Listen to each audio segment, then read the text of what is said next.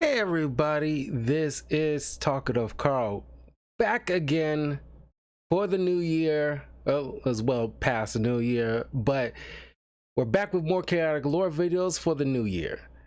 And today's gonna be a big one, and today we'll be talking about one of my favorite overworlders, Najarin. Before we continue, please leave a like, comment, subscribe, share this with your friends, and let me know what you think of this character.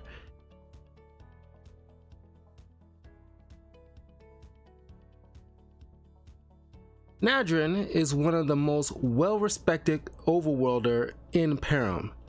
He's Maxor's most closest friend and ally next to Tengus, Toborn, and Interest. Najarin is one of the oldest living creature in Param, having been around since Kiru City's founding. So his wealth of knowledge is very valuable for his people. It's one of the reasons he doesn't allow chaotic players to scan him often. Outside of protecting the overworld, he's responsible for teaching young muges how to wield their power responsibly. Najarin has gone through a few changes as depicted in his various cards. Young Najarin is found in Alliances Unraveled. Standard Najarin is in Dawn of Param set. Najarin Fluid Morpher's Foe is in Rise of the Oligarch. And Najarin High Muge of the Lake is also in Alliances Unraveled.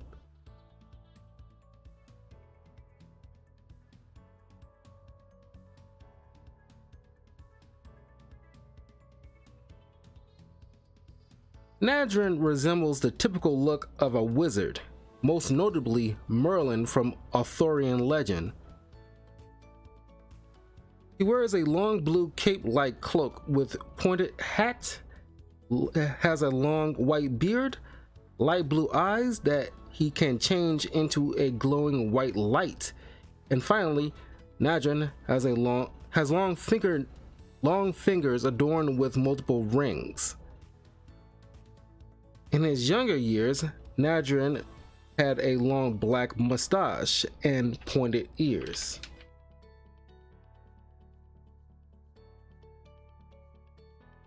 He once had a son named Afjak, who mysteriously disappeared through Dranicus' threshold and hasn't been seen or heard from since Najarin's younger years.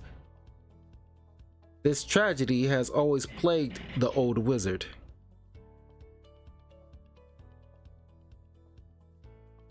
Najarin in the world of Param is one of the most powerful muges. He's like Dr. Fate from DC Comics, Harry Potter, and Doctor Strange from Marvel Comics.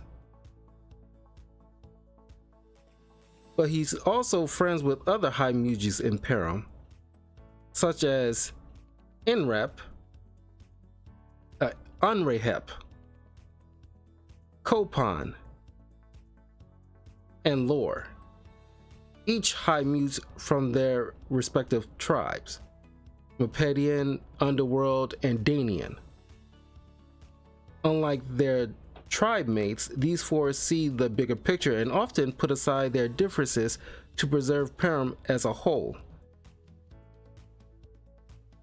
They are responsible for raising Kaisef from the waters of Lake Kinapo and commune with the elementalists who guard there, just like Kilai and the other high muses of old in the Marillion Chronicles book. Najarin and the other muges are so close, in fact, they even every so often have a meal together catered by the overworlder chief chef Harkin. As depicted in Harkin's feast, they really enjoy each other's company, which proves harmony among the tribes are possible.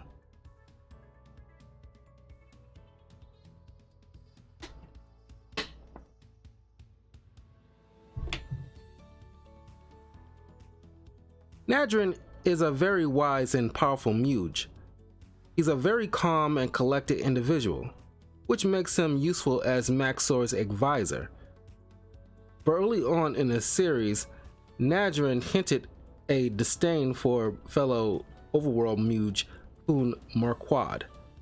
Najarin didn't appreciate Hun's arrogance and pride until it nearly destroyed the overworld troops in a battle against a Mapedian army. Once humbled, the relationship seemed a bit more at ease. Najarin is a keen strategist and is ideal for your overworld team.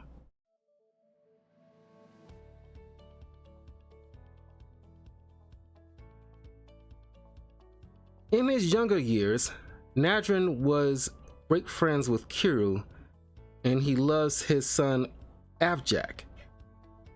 Called back then was a great threat to him and those who Najarin cared about.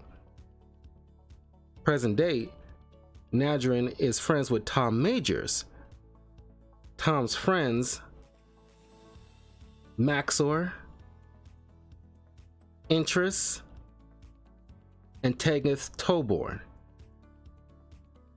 He's friends with his fellow Muges, High Muges, Inrahep, Kopan, and Lore.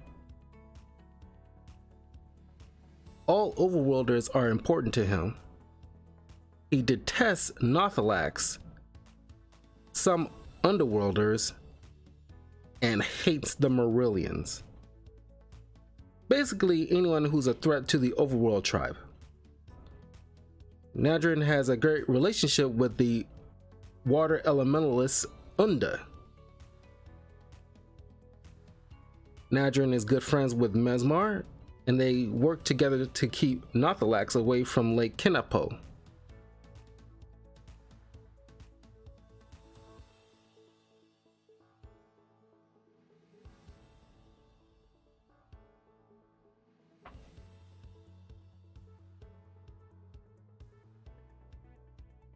Najarin's favorite locations are Harkin's Feast, Initiative, Wisdom. The first attack each creature plays this combat is reduced by 20 damage. Vanilla text reads, "The sumptuous meal would have thrilled royalty, but the guests had more important matters to discuss." Kiru City, Initiative, Wisdom. Overworld creatures gain 10 energy. Flavor text reads, "The majestic capital of the overworld is named in memory of one of its greatest leaders." Kiru Village, Initiative, Air. Past creatures have an additional 10 energy. Flavor text reads, "Yes, Kayor's ancestor was one of the greatest overworlders of all time. I'm proud he was my friend, despite what he ultimately became. Najarin." Lake Kinapo, Initiative, Power. Music may not be targeted. Flavor text reads, "Above the placid waters, Najarin's castle towers. A dim light flickers, and a mystery is born." Najarin's Castle. Initiative, Music Counters. When Najarin's Castle becomes the active location, each player may discard a music card. If they do, they may return the music card from their general discard pile to their hand.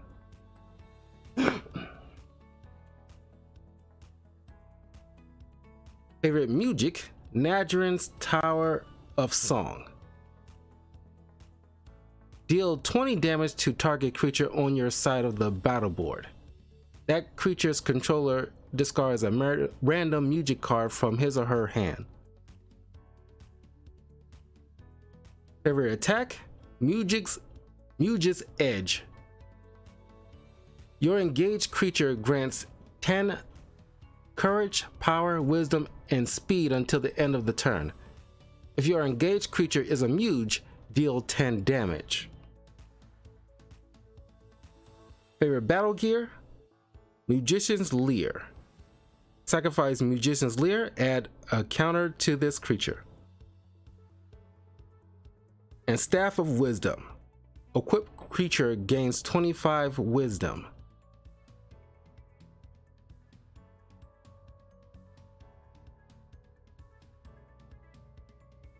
A long time ago, early overworld settlers established a home on the hilltop that will be known as Kiru Village, named after the leader and founder Kiru.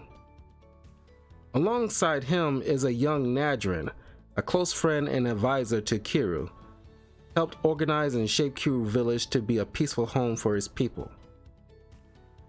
Najarin is a talented mage and is often learning and growing his skills. Najarin was invaluable to Kiru in his fight with Khal, who has been kidnapping overworlders to work in his mines as slaves. Sometime after the village was prosperous, Najarin had a son named Avjak by an unknown woman. Avjak was Najarin's first apprentice. He had the aptitude for music and wanted to learn everything there was to know about music. Avjak was enthusiastic but impatient, and Najarin often had to scold him about crawling before he could walk. However, it goes unheeded when a strange human named Tom showed up and heard him speak about traveling through time using Dranicus' threshold. Eager to prove himself, Avjak goes to Dranicus and went through the time stream to parts unknown. These events put Najarin in a deep depression for a while, and to this day remains as Najarin's biggest regret. But things get worse when Kiru, having had enough of Khal's tyranny, took the fight to the underworld leader. Both were never seen again, and after teaming up with Vlar, who helped release the enslaved overworlders, saw the hero he can be. Eventually, Vlar made Kiru Village his home and would have worked with Najarin in helping it grow into a powerful kingdom. At some point, Vlar became the leader, which will establish the Maxor bloodline. And Najarin would be there for every leader of the overworld tribe to guide them. After some time, Kiru Village became Kiru City. Bigger and better homes were built, and the city expanded to accommodate for the growing population. More well-trained protectors sprouted over time, so at some point, Najarin felt he wasn't needed in a full-time basis anymore. He decided to make his own home elsewhere.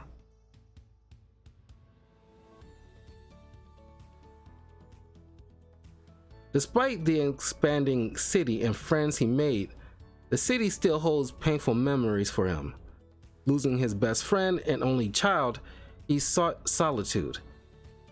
Also, Najarin needed a place to safely practice and creating music without endangering anyone.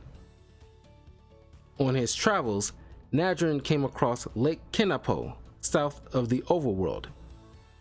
It's perfect for the skilled musician because this location is strong with musical energy. Like ley lines on a map are conduits of magical energy, and where supernatural occurrences tend to happen most often. From this point on, this is where Najarin chose to make his home.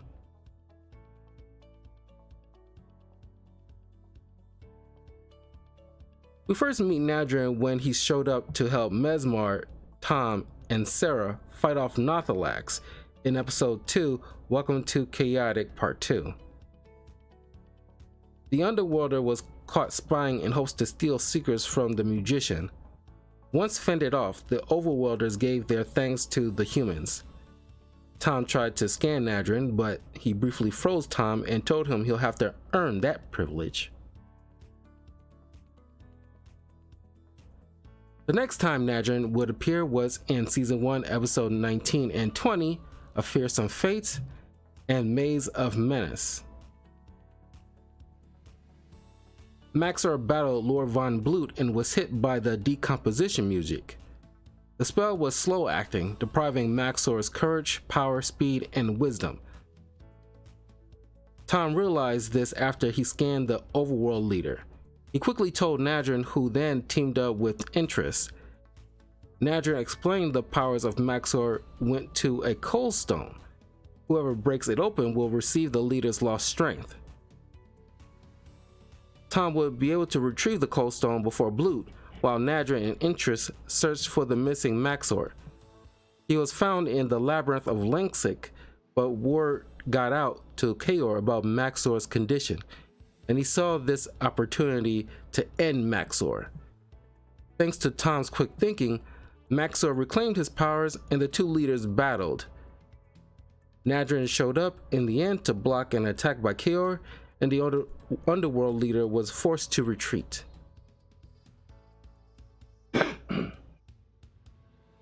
In episode 39, Eye of the Maelstrom, at Najarin's castle, Najarin gets an ominous feeling by the Aurora Borealis lights are shimmering. Using Song of Future Sight, he sees all the music in Param in danger and travels west to prevent it.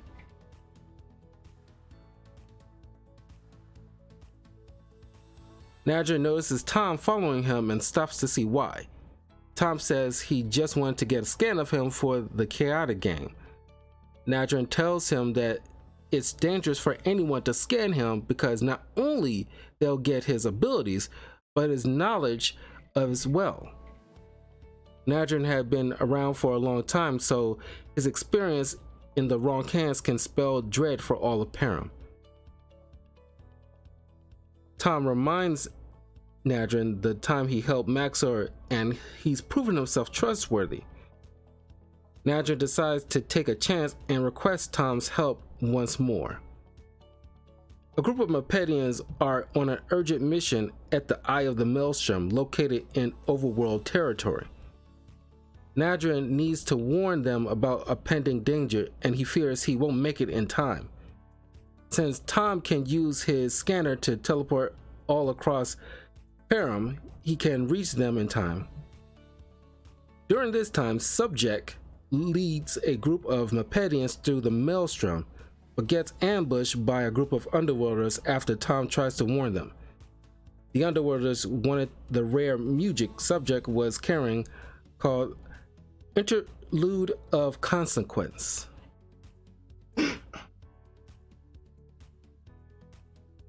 Thanks to Tom's friends, they managed to keep the music away from the underworlders. Najarin soon arrives to help his allies. It's important to let Subject deliver the music to the Eye of the Maelstrom. Rumor has it that the eye might be connected to the Kathaka. Once a year, a tribe has their high muge create a new music as a sacrifice because they fear all of music will cease to exist if they don't. And side note, don't know why these underworlders went to disrupt this ritual. If the Mepedians failed to do their part this year, it can spell danger for all of their music too if the rumors are true. But that's just something I observed. While Najarin beat back Zolvar, Tom and his friends helped Subject to the center of the Maelstrom. With their mission complete, Subject and the other Mepedians return home, and as thanks, Najarin allows Tom to be the first person to scan him, but warns him not to betray this trust. Next time we see Najarin, it was in Season 2, Episode 19, Putting the Muge in Music, when peace talks between overworlders and Mepedians over the always neutral territory, Broken Edge, failed. Hune Marquard suggested their forces use the untested music called Surge Song. Najarin has his doubts and sought a better way, but because of eagerness of Prince Mardinu to claim the territory, time was of the essence.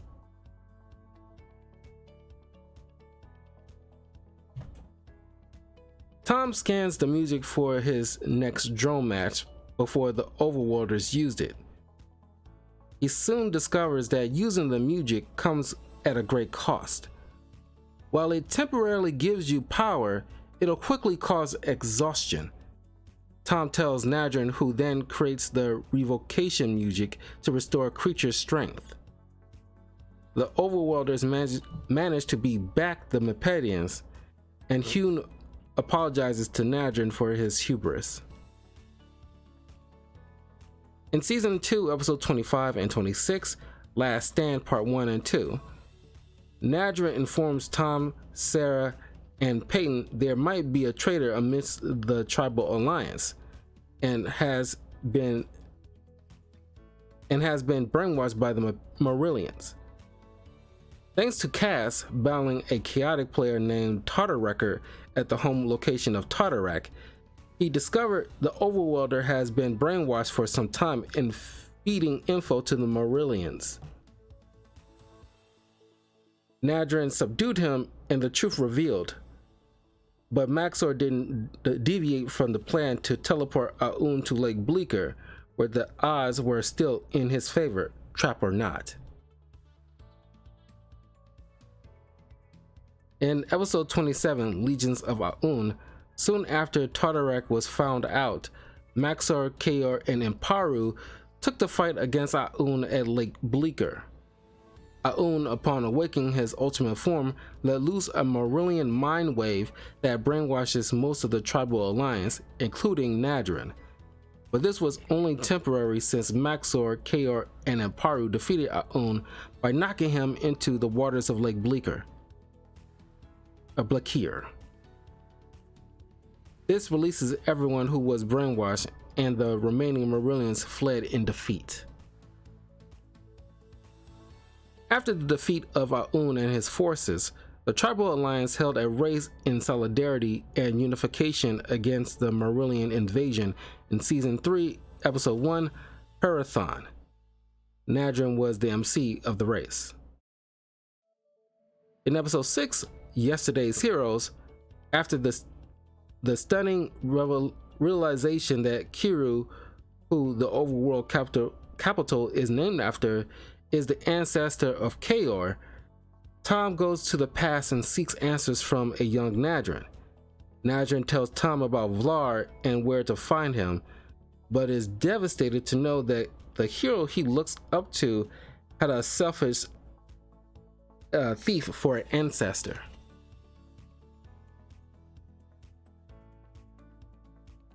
In Episode 9, Threshold of Destruction, thanks to Kaz's big mouth, the secret of Janik's threshold is discovered, and now every chaotic player is visiting the past and disturbing everything. After driving back Underworlders when they were threatening Kiru Village, young Najarin snapped at Tom and blamed him and his friends for what has occurred. He told them to leave and never return.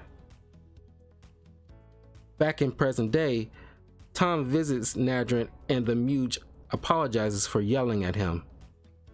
It was all misplaced anger because his assailant Abject heard about Janik's threshold and wanted to know its secrets. He went through the time portal to parts unknown without Najarin's knowledge and was never heard from since. During this time, Chrysella and Clay made an agreement with Lord Von Bloot that if they get him to the past to change things as he sees fit, they'll have exclusive passage to the past to scan whatever they want. But their efforts were in vain when Najarin and many parent creatures stopped Bloot's forces, and a sorrowful Najarin destroyed Janik's threshold. This prevents anyone from tampering with the past. The day ends with Najarin reading a note left by Afjak, who turns out to be his son. We temporarily see Najarin in episode 11, Elementary. He was helping the elemental Unda and other overworlders fix the Riverlands. And the last we see Najarin was at Tangoth Toborn's funeral in episode 12, Son of the Spirit Lands.